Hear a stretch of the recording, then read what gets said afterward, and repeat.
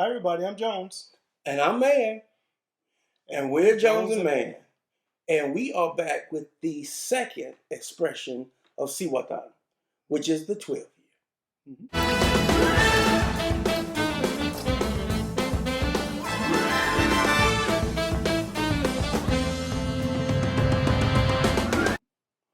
All right, so I think that we were really happy and excited with the 8 year, or the 8, I should say, because it doesn't necessarily say 8 year, but the 8. This is the 12. And pricing is somewhere in the neighborhood of 37 to 40-ish retail. And as we said earlier, that this is like really very limited in the States. California and New York, I think, right now is where it's at. There's a couple websites where you can probably get it online, but we are getting the first taste of it, I guess. To me, I feel like from a U.S. standard. Yeah. And really happy with the 8. Oh, yeah. So I'm pumped. I'm so pumped I went and got these you can't see it, little skull ice balls today, so we had to be fancy. So let's but before we go into all that, any extra background you want to give us on the 12? Well, what I saw on the site that this is actually aged 12 years. Okay. All right. So I'm really excited, and like you said, the 8 year kind of blew me away and got me really psyched up about the ones to follow. So, you know, like it's a lot of history with it. Yeah. I hate to keep saying the same thing over, but 2004 was the distillery launch, and before that it was over 100 years worth of sugar cane growing history. And any rum drinker will tell you sugar cane is like one of the most important elements. And the one thing that like I really loved about even starting this process was the fact that there was so much rich history around. Rich history. And even when you taste it, when you taste the 8 year, you can taste the love of what they do. There's definitely some complexity to it that you won't find at your average 25, 29, somewhere in the somewhere in the 20s. Rum. A $30 bottle or less. Or less, for sure. So I say let's just jump right into it, man. I'm like, let's do it back to back. So let's crack this thing on open, and we will take a neat pour like we always do. I think I threw a little man versus bottle. Little man versus bottle. I was gonna hold out to see how long it would actually take. I got it. This is the red. We're gonna do a couple neat pours, and then we're gonna follow house rules like always and sit that thing on the rocks. Okay, a little similar. Let's go ahead and put it in the glass. Okay. For you, sir. I love to swirl it around and just, I mean, it's not many rums that have legs on it like that. I don't know if you guys can see that, but man, Man, this thing, honestly, it noses. They nose almost like candy. Yeah. It's just so, I mean, like, so much vanilla. You do get a little alcohol, like if you take that deep breath in, but I guess this is, I didn't mention before, but this is 40%, and the 8 was 40%. So, 40. I mean, it's great. It's candy. This, to me, it almost smells like the bamboo. This one does. This one does. It smells kind of like creme brulee. So I wonder if it has that banana. That banana vanilla-y kind of. Let's go ahead and clink them and drink it. Let's get to business.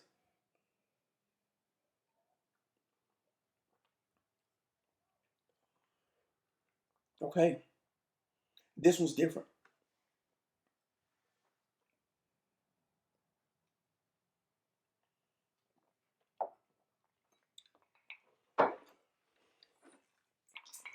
All right, house rules. Let's go ahead. While we're soaking that one in. Ooh. Now that one, I'm gonna say, has a little more burn to it. Has a little more fire, but it's not. Both are 40s. Both are 40s, I believe. But this one really reminds you that you're drinking alcohol. This one reminds you that you're drinking alcohol. The 8 year is more of a this is kind of like a candy flavored soda. But it's not sweet though. But it's not like a Fanta, like sugary, but it's got such a soft, sweet entrance into it. Like in the jump, you're like vanilla, caramel, a little chocolate, really easy. This one, on that first note, there was a little bit of that, but I think it came on the back of some heat and power to it. Yeah, we've had these conversations before about rums or really any alcohol based for the American market. Yeah, often being too sweet, or right. At least in my opinion, is too sweet. True. This is completely 180 of it. It has great flavors, and it has the sweetness is just right on point to where it's not overpowering, and they've done a great job. Yeah. Click them and drink. Click them and drink them.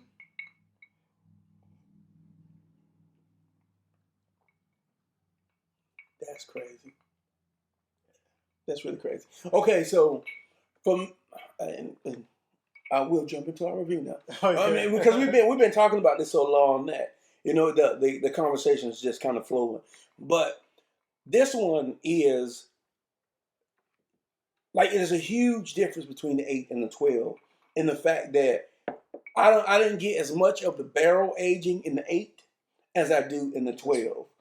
This is almost bourbon-ish, as far as the oak that you taste in it. I mean, it tastes like a 20, like an 18 or 20, much older than just 12. Yeah. Once you put it on the rocks, you lose that heat, but then it has this kind of undertone, kind of flavor that rides from the beginning to the end. And I'm gonna let you tell a little bit about while I try to figure out what that is. Man, I really can't explain it. The flavors are so complex, and it's so rich. It has so much texture to it. I'll go ahead, guys, and I'll tell you that in my point for this one, the 8, I gave it 3.5. I'm not gonna slack on this one. I'll give it a 4. Yeah, and I give it a 4 mainly because, like you said, this takes me all the way back to a bourbon. Yeah. And honestly, at first sip, I mean, because we do this so much, that I automatically say, okay, Jones is gonna like the 12 over the 8. Oh yeah, because it is more mature when it comes to the barrel aging piece. Yeah, it is extremely mature, and that profile is really hard to explain. Like, neat, the smell, the taste, and it doesn't get you that full banana back taste. Yeah. As the bamboo, but you taste it. It's like it's just really rich, really creamy. It goes down really smooth. I would say the 8 year is like an intro to rum. Okay. The 12-year. You've had a few rums and you've graduated. Yeah, you've graduated to a very mature level. I can't honestly believe that this is only a $40 bottle. Yeah. This is, and it's weird because the barrel aging is not usually as dominant in a younger, which 12 years is not young, but you got to get like 18, 20, before you start to get that level of barrel aging. So normally for me, the 8 would be my preference out of the 2. And I'm gonna say probably in the neat pour, I think the 8 is my preference. Mm-hmm. And if I compare the 2 now, I would probably rate the 8 a little higher. But on the rocks, the 12 year is my favorite. And as far as on the rocks, I would give the 12 year an easy 4. Easy 4 because there is some. It holds a lot of character. Vanilla hum that happens to this that is not as.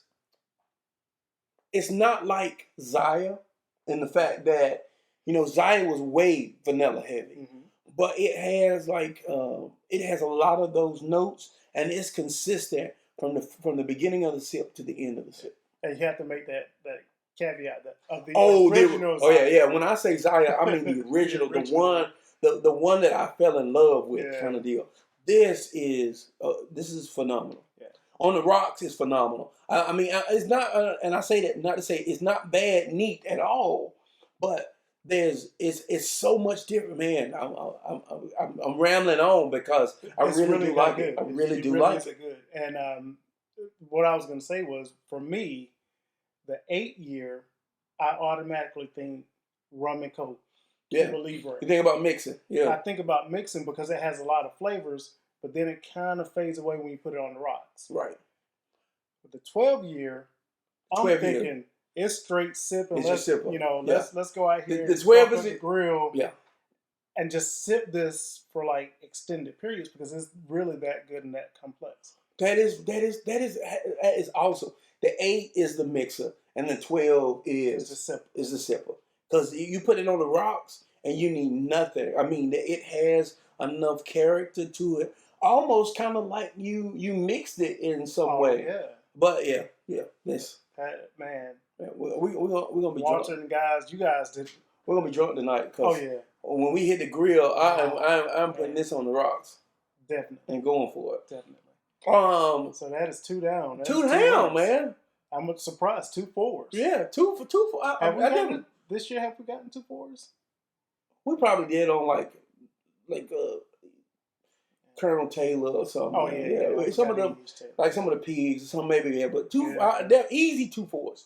Man, easy 2 4s. I've got to figure out which website I can get this from. Yeah, we got to talk to El Salvadorian Connect to try. Yeah. But yeah, that we got to get that in the Southeast. You know what I mean? There is something to be said for having something that is different than the rest, and I guess there's a big relief because we worried about the will we like it? Will we really be able to say that we enjoyed it? And it is easy. Honestly, it is easy, and I don't know if I'm gonna try and make sure I put in the comments where I've seen the website, but I would definitely say you guys gotta try this because it is really good. It is really good, and like where I feel like I can put my stamp on it. I will put this for someone who says, "Hey, I like bamboo." I will put this up with it. I will put this above it. Yeah. I mean, on that taste profile for someone who if you drink bamboo, especially if you say I like the XO, this to me is what the XO. This is what bamboo and the XO should have been. Yeah. Where I like the XO, it was a completely different profile from the original. This is the marriage of the two. Oh yeah. Which I'm not saying this is bamboo remade, but I'm just saying it has the sweetness and the complexity of the original bamboo, but it also has the maturity of the barrel aging and the layers that you get from something being rested for a while, both together. Yeah. Perfect marriage. You know what I would like to do? What? I know a few bourbon clubs. I would like to take this and see, hide it, and sell it off as a bourbon and see what they say. Because I think it has that much character to it. I think the thing is that there's still enough sweetness there for it to still be a rum. Right. That's what would throw a new bourbon drinker. They were like, "Oh, what's this new bourbon?" Yeah. I like this. Yeah, that's why I wanted throw it in there. Blind taste. See what they say. And we just had someone who drinks vodka and tequilas try the 8, and he was like, "Oh yeah, this is good." All right, well, we're not gonna ramble on because I'm ready to get to the know-all. So this has been another episode of Jones and Mann. Be sure to follow us on Facebook, Twitter, and Instagram. Be sure to check me out if you're looking for a new lid. But subscribe. Make sure you click the bell, and I guess we can. Cihuatan. Yeah, Cihuatan. Click them and drink them. Click them. I don't know about drinking them now. Oh, we're gonna drink. Oh no, we're gonna drink more. We're gonna drink more for sure. We're both. Well, yeah, we're both empty of that. But yeah. All right. Thanks, guys.